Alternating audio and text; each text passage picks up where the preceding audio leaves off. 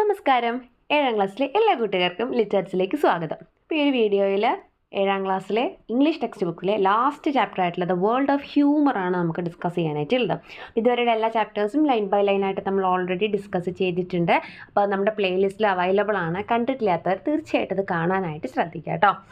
അപ്പോൾ ഈ ഒരു ചാപ്റ്ററിൻ്റെ നമ്മൾ ടൈറ്റിൽ ഒന്ന് നോക്കിക്കുക, ദ വേൾഡ് ഓഫ് ഹ്യൂമർ എന്നാണ് പറയുന്നത്. അപ്പോൾ തമാശകളുടെ ഒരു ലോകം എന്നുള്ളൊരു മീനിങ് ആണ് നമ്മുടെ തലക്കെട്ടിന് വരുന്നത്. അപ്പോൾ നമ്മൾ ഇതിനകത്ത് തീർച്ചയായിട്ടും പറയുന്നത് ഫേമസ് ആയിട്ടുള്ള 2-3 ആളുകളുടെ നമ്മുടെ ഫേമസ് പേഴ്സണാലിറ്റീസിൻ്റെ ലൈഫിൽ സംഭവിച്ചിട്ടുള്ള അല്ലെങ്കിൽ അവരുമായിട്ട് റിലേറ്റഡ് ആയിട്ടുള്ള കുറച്ച് രസകരമായിട്ടുള്ള തമാശകൾ അല്ലെങ്കിൽ അവരുടെ ജീവിതത്തിൽ രസകരമായിട്ടുള്ള കുറച്ച് കാര്യങ്ങളാണ് നമുക്ക് ഇതിനകത്ത് ഡിസ്കസ് ചെയ്യാനായിട്ട് ഉള്ളത്. അപ്പോൾ നമ്മൾ ചാപ്റ്റർ നോക്കാം, the world of humour written by Benjamin Franklin. അപ്പോൾ ഇതിനകത്ത് ഫസ്റ്റ് ഡിസ്കസ് ചെയ്യുന്നത് ആരെക്കുറിച്ചാണ്? ആർതർ കൊനാൻ ഡോയിലിനെ കുറിച്ചാണ്. He's the famous author of detective stories. ഇപ്പോൾ ഒരുപാട് ഡിറ്റക്റ്റീവ് സ്റ്റോറീസ് ഒക്കെ എഴുതിയിട്ടുള്ള ഒരാളാണ് നമ്മുടെ Arthur Conan Doyle. Once went to Paris. അപ്പോൾ ആൾ എന്ത് ചെയ്യാണ്, ഒരിക്കൽ പാരീസിലേക്ക് പോയിട്ടുണ്ടായിരുന്നു. അപ്പോൾ ആ സമയത്ത് ആർതർ കൊനാൻ ഡോയിൽ പാരീസിലോട്ട് പോയ സമയത്ത് ഉണ്ടായ ഒരു ഇൻസിഡൻ്റ് ആണ് നമുക്ക് പഠിക്കാനുള്ളത് കേട്ടോ. He hired a cab at the railway station to go to the hotel. അപ്പോൾ അദ്ദേഹം എന്ത് ചെയ്യുന്നുണ്ട്, റെയിൽവേ സ്റ്റേഷനിൽ നിന്നും അദ്ദേഹം ഹോട്ടലിലേക്ക് പോകാൻ വേണ്ടി ഒരു വണ്ടി പിടിക്കുന്നുണ്ട്, ഒരു ക്യാബ് പിടിക്കുന്നുണ്ട്.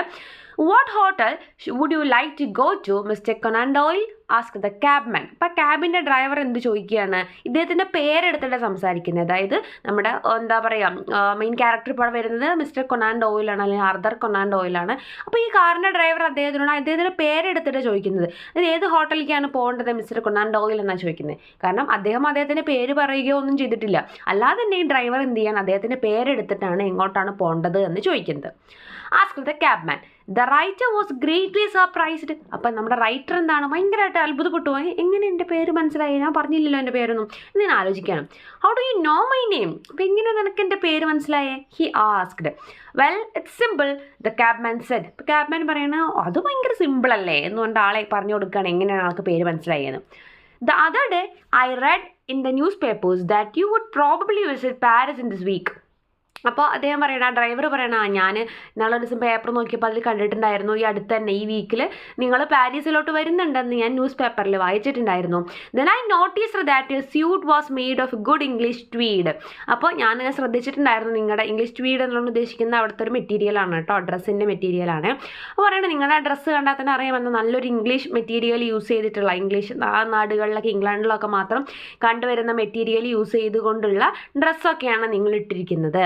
അപ്പോൾ ഇത്രയും പറയുന്നുണ്ട്. അപ്പോഴേക്കും ഇദ്ദേഹം ആർതർ കൊനാൻ ഡോയിൽ ചാടിക്കറി അങ്ങോട്ട് പറയാണ്, വണ്ടർഫുൾ സെറ്റ് കൊനാൻ ഡോയിൽ. പറയും, ഓ അടിപൊളി, ആഹാ അത് ശരി, ഇത് കണ്ടിട്ടാണല്ലേ എന്നൊക്കെ ചോദിക്കുകയാണ്.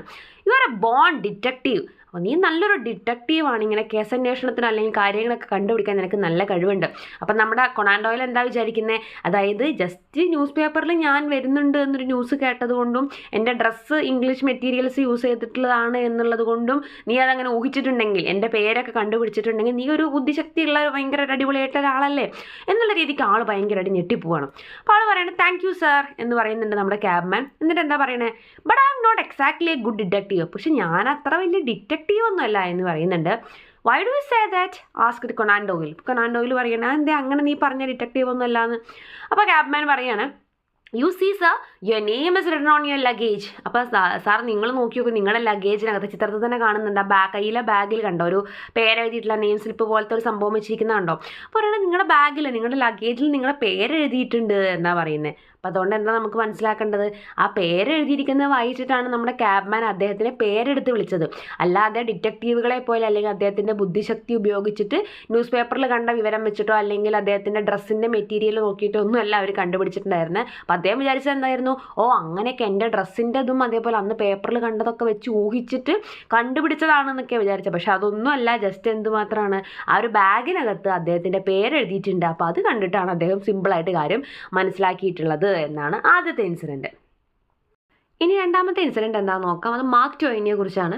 Mark Twain the famous American writer was travelling in France. അപ്പോൾ ഫേമസ് ആയിട്ടുള്ള അമേരിക്കൻ റൈറ്റർ ആയിട്ടുള്ള മാർക്ക് ട്വെയിൻ എന്ത് ചെയ്യാണ്, ഫ്രാൻസിൽ ഇങ്ങനെ യാത്ര ചെയ്തുകൊണ്ടിരിക്കുകയാണ്. Once he was going by train to Dijon that afternoon, he was very tired and wanted to sleep. അപ്പോൾ ഒരു ദിവസം അദ്ദേഹം ട്രെയിനിൽ ഇങ്ങനെ ഡീജനിലോട്ട് പോയിക്കൊണ്ടിരിക്കുകയാണ്. അപ്പോൾ ഡീജനിലോട്ട് പോകുന്ന സമയത്ത് ആ ഒരു ആഫ്റ്റർനൂണിൽ അദ്ദേഹത്തിന് ഭയങ്കര ടയേർഡാണ്, ഭയങ്കരമായിട്ട് ഉറങ്ങുന്ന അല്ലെങ്കിൽ ഭയങ്കര ഉറക്കം വരുന്ന പോലെ ആൾക്ക് ഫീൽ ചെയ്യാണ്. He therefore asked the conductor to wake him up when they reached Dijon. അപ്പോൾ ഡീജനിൽ എത്തുന്ന സമയത്ത് ആ സ്ഥലപ്പേരാണ്, അദ്ദേഹം പോകുന്ന സ്ഥലത്തിൻ്റെ പേരാണ് ഡീജൻ എന്ന് പറയുന്നത്. അപ്പോൾ ഡീജനിൽ എത്തുന്ന സമയത്തേക്കും അദ്ദേഹം കണ്ടക്ടറുടെ അടുത്ത് എന്ത് പറയണം, അവിടെ എത്തുമ്പോഴേക്കും നിങ്ങൾ എന്നെ ഒന്ന് വിളിച്ചെഴുന്നേൽപ്പിക്കണം എന്ന് പറഞ്ഞിട്ട് ഇങ്ങനെ ഓർമ്മിപ്പിക്കണം. കാരണം അദ്ദേഹത്തിന് ഉറക്കം വരുന്നുണ്ട്, അപ്പോൾ അദ്ദേഹം ഉറങ്ങാൻ പോവുകയാണ്. അപ്പോൾ അവിടെ എത്തുമ്പോഴേക്കും ഡീജൻ എത്തുമ്പോഴേക്കും എന്നെ ഒന്ന് വിളിക്കണമെന്ന് പറഞ്ഞേൽപ്പിക്കുന്നുണ്ട്. But first he explained that he was a very heavy sleeper. അപ്പോൾ അദ്ദേഹം ആദ്യം എന്ത് പറയുന്നുണ്ട്, ഞാൻ ഭയങ്കര ഹെവി സ്ലീപ്പർ എന്നുള്ളതുകൊണ്ട് ഉദ്ദേശിച്ച് നമ്മൾ ഉറക്കഭ്രാന്തനാണെന്നൊക്കെ പറയില്ലേ, അപ്പോൾ അതുപോലെ എനിക്ക് ഭയങ്കര ഉറക്കത്തിൻ്റെ പ്രശ്നമുള്ള ആളാണ്. I will probably protest loudly when you try to wake me up. അപ്പോൾ ഞാൻ മിക്കവാറും നിങ്ങൾ എന്നെ ഉണർത്താൻ ശ്രമിച്ചിട്ടുണ്ടെങ്കിൽ ഞാൻ ഭയങ്കരമായിട്ട് എതിർക്കാനും ചെറുക്കാനൊക്കെയുള്ള സാധ്യതയുണ്ട്. അതായത് നമ്മൾ ചിലരുണ്ടല്ലോ ഭയങ്കരമായിട്ട് ഉറങ്ങിക്കഴിഞ്ഞ് കഴിഞ്ഞാൽ അവർ വിളിച്ച് കഴിഞ്ഞാൽ അവർ ഭയങ്കരമായിട്ട് ഷൗട്ട് ചെയ്യും, ദേഷ്യം വരും. അപ്പോൾ അതുപോലെ എന്നെ ഉറക്കത്തിന് ആര് വിളിച്ചെണീപ്പിച്ചാലും ഞാൻ അങ്ങനെ ഷൗട്ട് ചെയ്യാറുണ്ട്. He said to the conductor, but do not take any notice, just put me off the train anyway. അപ്പോൾ അദ്ദേഹം പറയണം, അങ്ങനെ ഞാൻ ദേഷ്യപ്പെടുകയൊക്കെ ചെയ്യും, ഞാൻ ഉറക്കത്തുനിന്ന് ആരെന്നെ വിളിച്ചാലും ഞാൻ ദേഷ്യപ്പെടാറുണ്ട്, പക്ഷേ അതൊന്നും നിങ്ങൾ കൺസിഡർ ചെയ്യരുത്, അതൊന്നും നിങ്ങൾ നോക്കരുത്. എന്തൊക്കെ ഞാൻ വിളിച്ച് പറഞ്ഞിട്ടുണ്ടെങ്കിൽ നിങ്ങൾ എന്ത് ചെയ്യണം, എന്നെ ജസ്റ്റ് ട്രെയിനിൽ നിന്നും ഇറക്കി വിടണം ഡീജൻ എത്തുമ്പോഴേക്കും എന്ന് പറഞ്ഞേൽപ്പിക്കുകയാണ്. When Mark Twain woke up, the train was already in Paris. പക്ഷേ അദ്ദേഹം മാർക്ക് ട്വൈൻ ഉറക്കമൊക്കെ കഴിഞ്ഞ് എണീച്ചപ്പോഴേക്കും ഡീജനൊക്കെ എപ്പോഴോ കഴിഞ്ഞു, ട്രെയിൻ എവിടെ എത്തിയിരിക്കണു, പാരീസിലെത്തിയിട്ടുണ്ട്. The angry writer ran up to the conductor and said, I have never been so angry in all my life. അപ്പോൾ നമ്മുടെ റൈറ്റർക്ക് ഭയങ്കര ദേഷ്യം വരികയാണ്. അതായത് ഞാൻ എത്ര ദേഷ്യപ്പെട്ടാൽ എന്നെ വിളിച്ച് ഇറക്കി വിടണം സ്ഥലം എത്തുമ്പോൾ എന്നൊക്കെ പറഞ്ഞേൽപ്പിച്ചിട്ട് ഇത്രയും ദൂരം എത്തിയിട്ട് ആളെ എന്ത് ചെയ്തിട്ടില്ല, വിളിച്ചേൽപ്പിച്ചിട്ടില്ല. അപ്പോൾ അദ്ദേഹം പറഞ്ഞു, ഞാൻ എൻ്റെ ജീവിതത്തിൽ ഇത്രയും ദേഷ്യപ്പെട്ടിട്ടില്ല ഇത്രയും കാലമായിട്ടെന്ന് പറഞ്ഞിട്ട് ദേഷ്യപ്പെട്ടിട്ട് നമ്മുടെ കണ്ടക്ടർ അടുത്തോട്ട് വരികയാണ്. The conductor looked at him calmly. എന്നിട്ട് കണ്ടക്ടർ എന്ത് ചെയ്യുക, പക്ഷേ കണ്ടക്ടർ അതിൻ്റെ ദേഷ്യമൊന്നും കാണിക്കുന്നില്ല, ആൾ ഭയങ്കര കാമായിട്ട് ഭയങ്കര എന്താ പറയുക സമാധാനത്തോടു കൂടിയാണ് സംസാരിക്കുന്നത്. You are not half as angry as American whom I put off the train at Dijon he said. അപ്പം നമ്മൾ ഞാൻ ഡീജനിൽ ഇറക്കി വിട്ട് അയാളുടെ അത്രയും ദേഷ്യമൊന്നും എന്തായാലും നിങ്ങൾ കാണിക്കുന്നില്ല എന്നാണ് ഇയാൾ പറയുന്നത്. അപ്പോൾ അതുകൊണ്ട് എന്താ ഉദ്ദേശിക്കുന്നത്, ആ പിക്ചർ തന്നെ നോക്കി നോക്കൂ, അതിൽ നമ്മുടെ റൈറ്ററിനെ പോലെ വേറെ ഒരാൾ കൂടെ അപ്പുറത്തെ സീറ്റിൽ ഇരിക്കുന്നുണ്ട്. അപ്പോൾ ആക്ച്വലി ഇദ്ദേഹം ഡീജൻ എത്തിക്കഴിഞ്ഞപ്പോൾ ആൾ മാറിയിട്ട് മറ്റേ ആളെ തന്നെയാണ് ഇറക്കി വിട്ടിരിക്കുന്നത്. അപ്പോൾ സ്വാഭാവികമായിട്ടും നമ്മൾ എന്താ പറയുക, നമ്മൾക്ക് ഇറങ്ങേണ്ട സ്ഥലമല്ലാതെ വേറൊരു സ്ഥലത്ത് നമ്മൾ കണ്ടക്ടർ ഇറക്കി വിടാൻ നോക്കിയിട്ടുണ്ടെങ്കിൽ നമ്മൾ ഷൗട്ട് ചെയ്യും.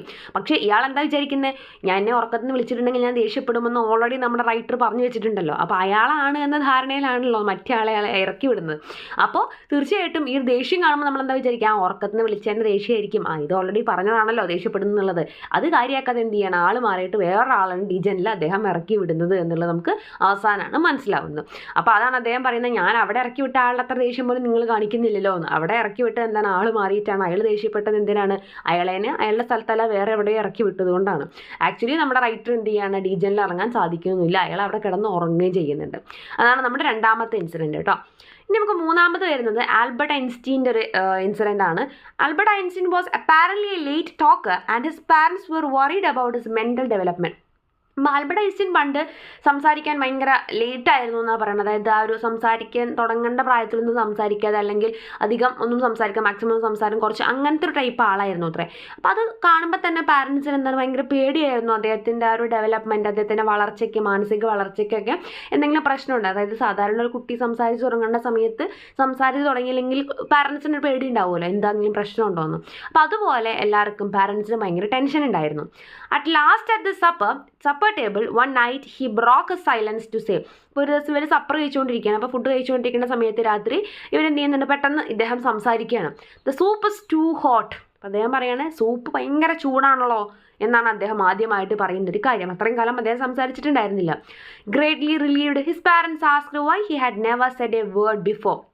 അപ്പോൾ അദ്ദേഹത്തിന് സംസാരിക്കാൻ അറിയാഞ്ഞിട്ടല്ല, വേർഡ്സ് അറിയാഞ്ഞിട്ടല്ല എന്ന് അപ്പോൾ അവർക്ക് മനസ്സിലാവുകയാണ്. അപ്പോൾ അവർ പാരൻസ് ചോദിക്കണം, എന്തുകൊണ്ടാണ് ഇത്രയും കാലം നീ മുന്നൊന്നും സംസാരിച്ചിട്ടുണ്ടായിരുന്നല്ലേ, ഇപ്പം നീ സംസാരിച്ചു, എന്താ ഇത്രയും കാലം നീ സംസാരിക്കാതിരുന്നേ എന്ന് ചോദിക്കുകയാണ്.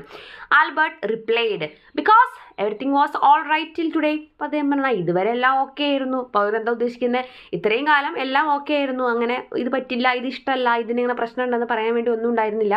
ഇപ്പോൾ കഴിക്കുന്ന സൂപ്പിന് ചൂട് കൂടിയത് കൊണ്ട്, അങ്ങനെ പ്രശ്നം വന്നതുകൊണ്ട് ഞാൻ സംസാരിച്ചതാണ്, അല്ലാന്നുണ്ടെങ്കിൽ ഇപ്പോഴും ഞാൻ സംസാരിക്കില്ലായിരുന്നു. അപ്പോൾ അതുകൊണ്ട് എന്താ ഉദ്ദേശിക്കുന്നത്, അതായത് എന്തെങ്കിലും പ്രശ്നം ഉണ്ടെങ്കിൽ മാത്രമേ ഞാൻ സംസാരിക്കുള്ളൂ, അല്ലാതെ എല്ലാം ഓക്കെ ആയിട്ട് പോവുകയാണെങ്കിൽ ഞാൻ മാക്സിമം ആരോട് സംസാരിക്കില്ല എന്നൊരു അർത്ഥത്തിലാണ് നമ്മൾ ആ ഒരു സംഭവം എടുക്കേണ്ടത് കേട്ടോ. അപ്പോൾ ഇത്രയാണ് ഈ ഒരു ചാപ്റ്ററിൽ വരുന്നുള്ളൂ. താങ്ക്